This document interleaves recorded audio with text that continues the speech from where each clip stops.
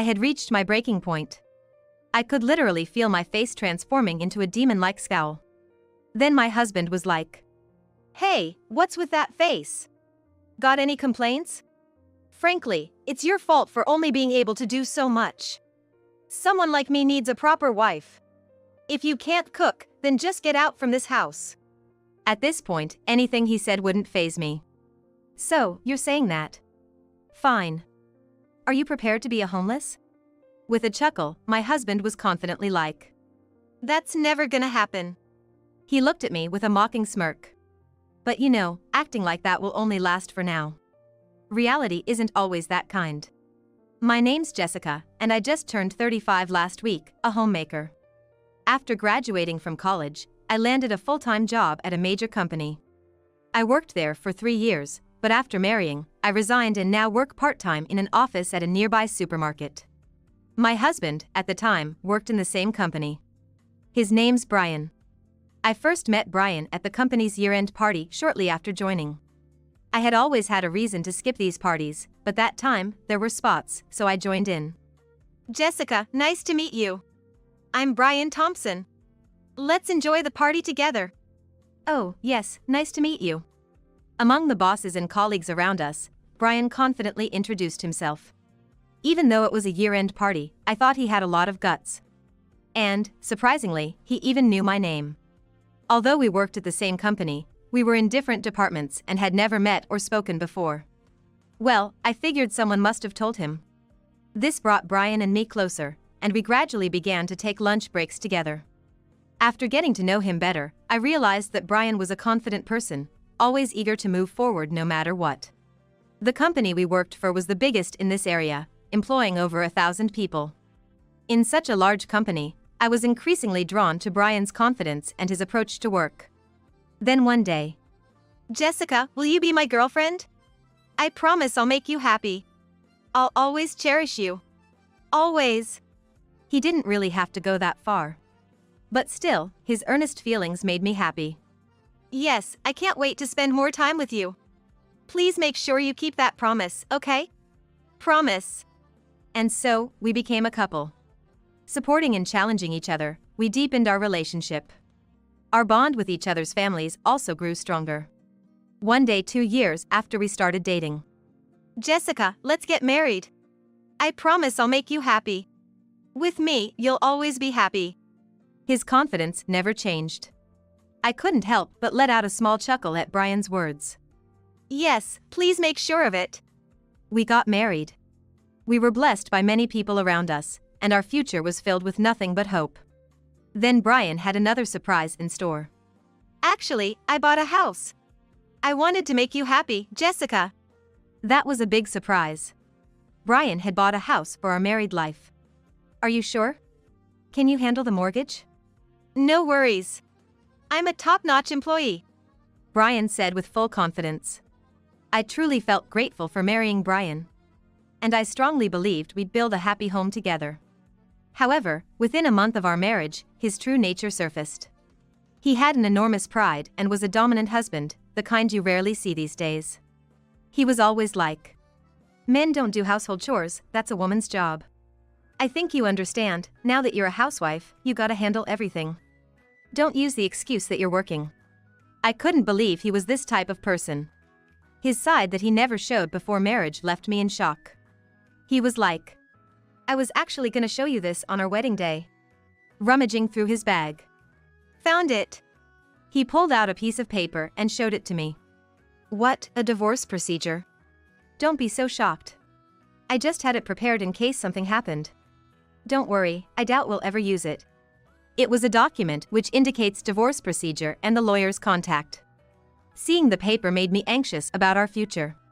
From that day, our supposed-to-be happy marital life took a turn.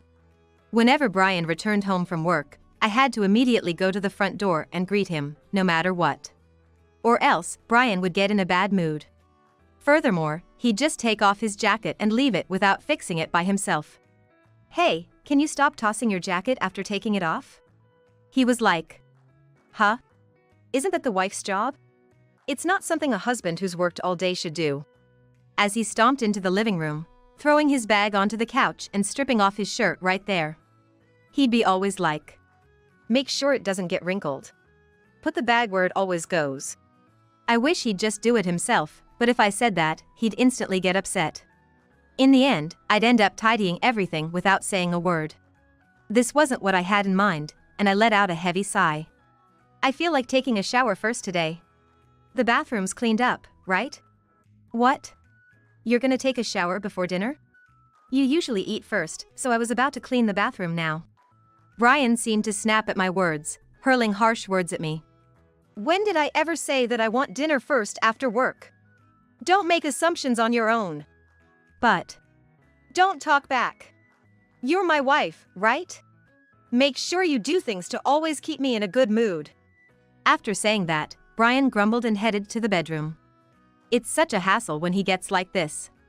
If things don't go his way, he'd angrily storm off to the bedroom, lock himself in, and wouldn't come out. His behavior was just like a child. Naturally, if I don't apologize, he'd stay this way forever. I'm sorry. I should have been more considerate of your feelings. I promise I'll do better next time, please forgive me. That's how I end up, standing in front of the bedroom door, apologizing to Brian. Then, the bedroom door opened, and through the gap, Brian's face glared at me. If you understand, that's fine. But there won't be a next time. I nodded vigorously, and Brian emerged from the bedroom with a smile. Such incidents had become an everyday occurrence. Fast forward a month. Suddenly, a loud noise echoed in the back of my head. And the noise kept growing louder. In that instant, I found myself on the couch. Thinking back to the previous day, I vaguely remembered. Oh, I must have fallen asleep right here on the couch. I had dozed off on the couch. The daily grind of work and household chores had unknowingly piled on fatigue. Lifting my exhausted body, I checked my phone and saw it was already past 8 a.m. Oh no! I rushed to the bedroom and shook Brian, who was soundly asleep in bed. Brian, wake up! You're gonna be late for work! Brian, looking irritated, slowly sat up and rubbed his sleepy eyes, glancing at his phone by the pillow. What? 8 a.m.? Why didn't you wake me up? I'm sorry, I've been so tired lately. But you need to get ready fast. You're gonna be late. Are you kidding me? It's your job to wake me up. There's no way I can get ready in time now. I've never been late once. What if I get fired because of this? How are you gonna take responsibility? I had never seen Brian this furious before. No matter how much I apologized, Brian's anger showed no signs of abating. Instead, it seemed to intensify, and it reached a point where nothing I said would calm him down. Listen. As a punishment, clean the whole house today. If I come back and find even a speck of dust, I'll kick you out right away. With those harsh words, Brian left for work. Even if it was my mistake, I'm exhausted too. I wish he'd show a little concern for me. But the more I think about it, the more I hate myself for not being able to say anything. There's one person I always turn to in times like this. Morning, Mom. Sorry for calling so early. Can I come over? Morning, Jessica. That's fine. You're off work today? Yeah, I was scheduled to have the day off. All right. I'll prepare some coffee and wait for you. Take care on your way. Sorry, and thank you. My mother seemed to notice something was different with me. Did you and Brian have a fight? Why do you ask? You don't sound cheerful. And Jessica, whenever something's bothering you, you tend to apologize a lot.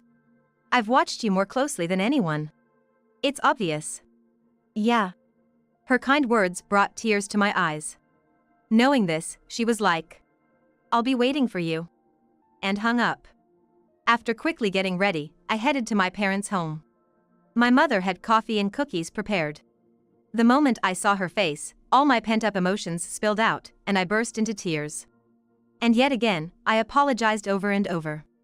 How much had built up inside me? Regardless, I just poured out everything. My mother listened patiently, nodding along, without showing any signs of irritation. Thanks to that, by the time I left, I was back to my usual cheerful self. Thanks, Mom. I'll be back soon. Yeah, take care on your way.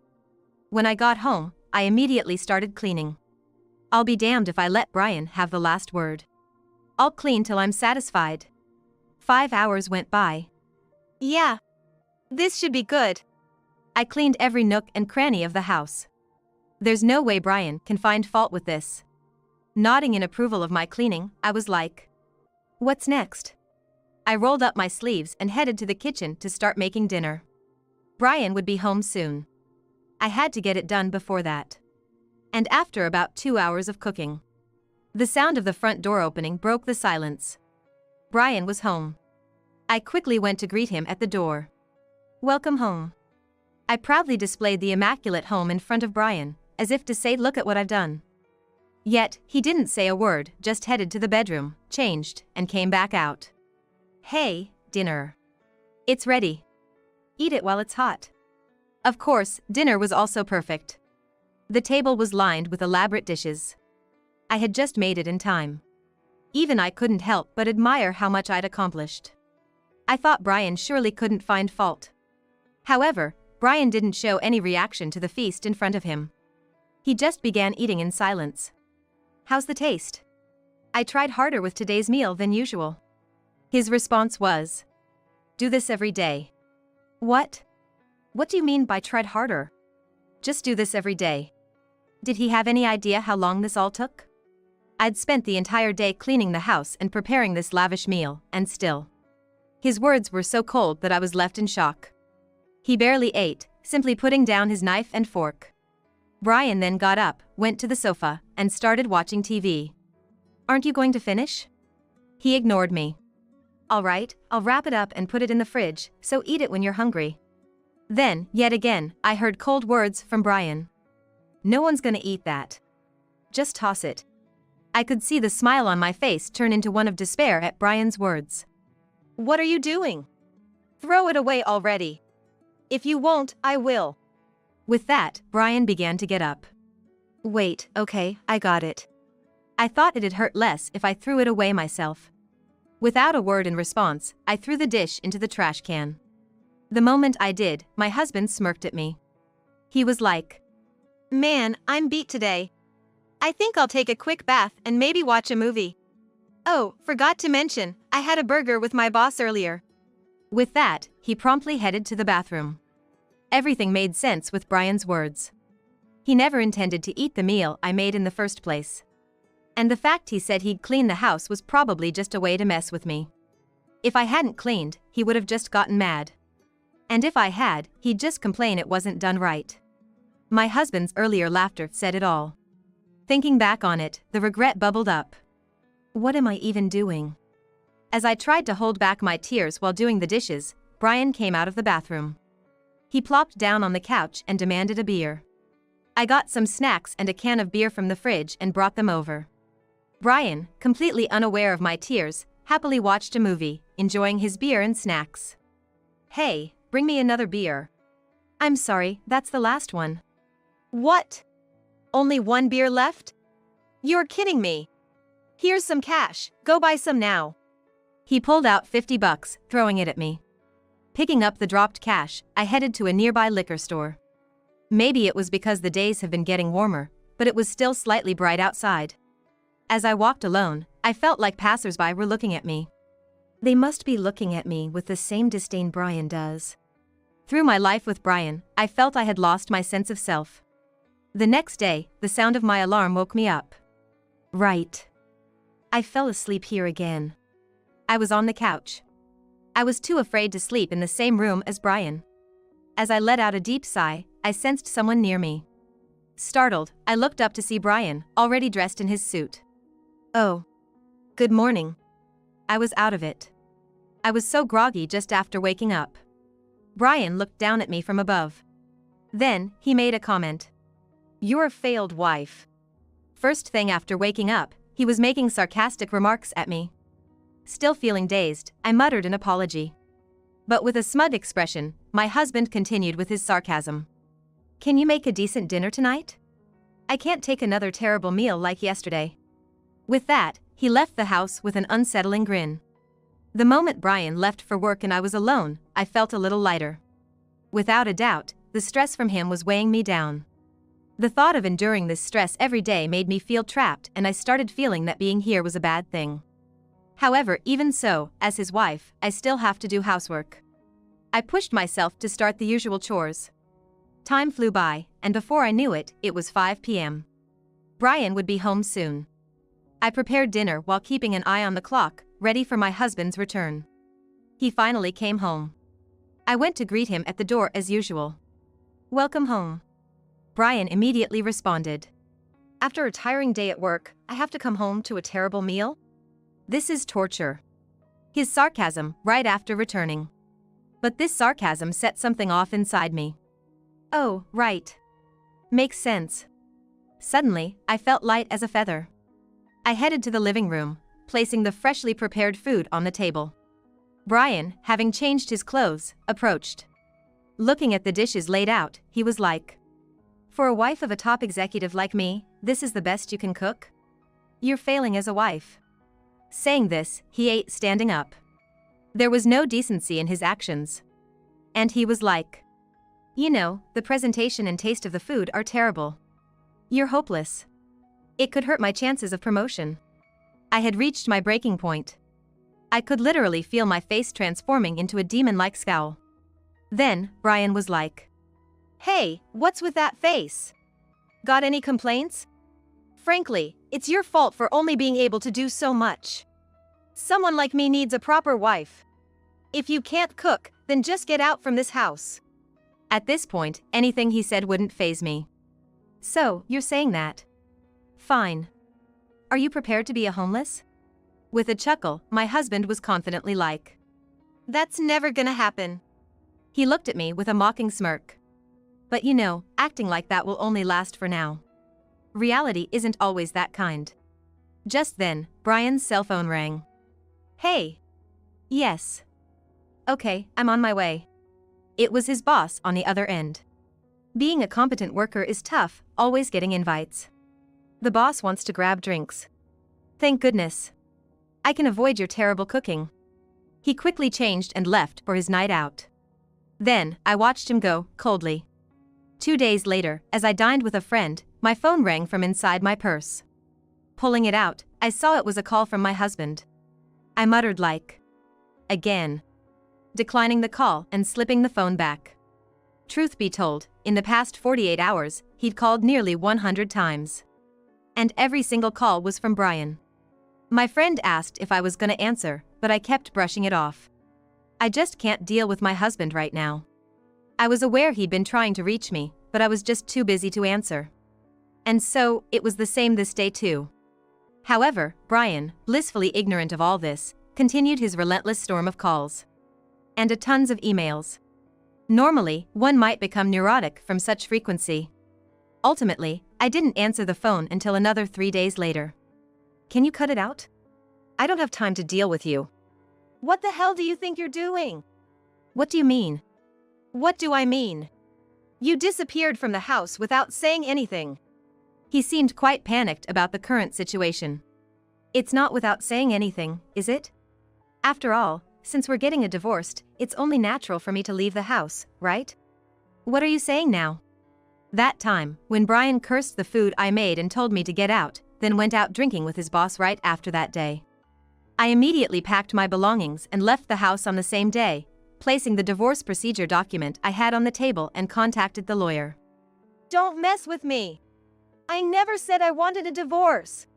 Indeed, he hadn't said he wanted a divorce.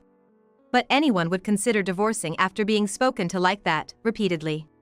"It's not about whether you said it or not. Living with you made me decide to divorce." "What do you mean by living with me? In the first place, when did you prepare the lawyer? Without even telling me." I was shocked that he remembered nothing at all. Even though he did it himself. "Don't you remember bringing the document with the lawyer's contact soon after we got married?" "Oh. Remembered? I just contacted the lawyer and asked to proceed with it." "Huh? That was just a joke. Who the hell takes that seriously?" "I'm right here. Besides, it's not something to joke about. Anyway, our life together is over. I don't want to be involved with you anymore, so please don't contact me. Oh, by the way, I will get a lawyer to handle the property division issue later, so wait until then." Saying that, I hung up the phone. However, 2 hours later, Brian took an action that I hadn't expected at all. He came to my parents' house. "I found you. What are you doing walking in here like that? It's better than divorcing without consent, isn't it?" This is exactly what they mean by he has a comeback for everything I say. My words only return in his selfish explanations. This has happened repeatedly. It's just an utterly pointless roundabout. Then my mother, who was sleeping in the back, woke up upon hearing our argument. Enough is enough. This is not the place to argue. With my mother's low and calm voice, Brian fell silent. "All you've been doing is saying what you want to say, but essentially, this is a situation you've caused. I've been tolerating any and every situation just to lead a slightly happier life. I've been holding back on everything, job, housework, just gritting my teeth. What about you?" "Well, I'm the same. No, actually, I have it tougher. Can you understand the pressures of being an elite?" Understand? What is he talking about? He had absolutely no idea how difficult it has been for me. Right, I'm not an elite, so I can't understand you. But, you see, I had my share of hardships too. So, let me tell you what I've done and how I got here. It might be a good time to put an end to this, especially since my mother is also here. Huh? I presented the reality to my clueless Brian. Do you think we could live in that condo without any trouble? Do you think we could live comfortably on the salary of the elite employee that you claim to be? That's a given. We could live there because I've been earning the money. He really didn't understand anything. A deep sigh naturally escaped from me at the incredibly carefree words of Brian. You really don't know anything. That's why everyone, including me, is leaving you. Everyone else too. Jessica. It's fine. He won't understand unless I explain properly. Brian looed like a child who didn't understand a subject and has no idea what to do. But that's only for now. The mortgage for the house is $1,500 every month. Plus utilities, water bills, and other living expenses easily exceed $4,000. So what? That mere $4,000 can be paid with half my salary. Is this guy really that dumb? Do you even know how much you actually take home? Huh? I'm an elite employee at a major company. Obviously, I easily make over $8,000. $4,000. That's your net salary. Huh? Whether he was learning this for the first time, my ex-husband was stunned upon hearing his own salary. You call yourself an elite, but you're like the lowest of the low in your company, a perpetual ordinary employee, aren't you? You overrate yourself, assume you're an elite, and consequently, you ignore instructions from superiors you don't like and assign unwanted tasks to others. Despite being overwhelmingly disliked by everyone around you, there's no way such a person can be elite, right? You're rather a prime candidate for layoffs. By the way, I was told this by your direct boss when I was an employee. That's a lie. Am I disliked? Brian was barely breathing from just this part of the story. But that alone would not satisfy me. It's shameful that you spend that mere $4,000 so freely, thinking you're supporting our living with it. Haven't you realized that it's me who has been sustaining our lives until now? Huh? In reality, ever since we were married, I was working from home, apart from my part-time job. My husband didn't earn much and spent money freely, being of no help for living expenses. So what to do? I have to work and earn, right? While you were living a foolish life, I worked desperately behind the scenes to keep our life afloat. That's how I had been supporting our married life. But honestly, it worked out well. My hobby of drawing illustrations turned out to be useful for work. Thanks to that, I got an offer from a major company to work as an exclusive illustrator. Thinking about it, maybe I should thank you for putting me in such a tough situation? My ex-husband, having learned everything, collapsed on the spot, rendered speechless. There he cowered, visibly shocked. Moreover, realizing his impotence, he began to sob uncontrollably. Then, my mother, who had been watching, spoke a word. I just can't forgive someone who treats my precious daughter horribly. So, I'm apologizing in advance. Don't get angry even if you face hardships from now on, okay? My mother's eyes, as she said this, were sharp like those of a tiger spotting prime prey. Seeing my mother's eyes, Brian let out a silent scream and ran away from the spot. Later, from what I heard from acquaintances, my ex-husband, whose behavior at work became a problem, seemingly got laid off from the company as rumored. Moreover, having lost his income, he couldn't pay the mortgage and quickly had to let the house go. However, the house he finally bought was sold for not much, and living off the remaining money, life in a rundown apartment was the limit. Furthermore, when the lawyer I hired started discussing the divorce, he barely could pay the lawyer services fee, and apparently, he couldn't even afford to live in the shabby apartment he had just moved into. Now, it seems he is living as a homeless person, rummaging through trash, somehow staving off hunger. On the other hand, as for me, I quit the office part-time job I had been doing and decided to work full-time as an exclusive illustrator for a major company. From there, my name gradually became known, and now I'm a sought-after illustrator. Jessica, here's your coffee. Thank you, Mom. Thanks to my mother taking care of things around me, I can focus on my work. Life that was once like hell is now heavenly. Mom, shall we go for steaks after a long time? Oh. Are you sure? Yeah. You always do so much for me. Well then, I guess I'll take you up on your kind offer. I'm going to cherish this life,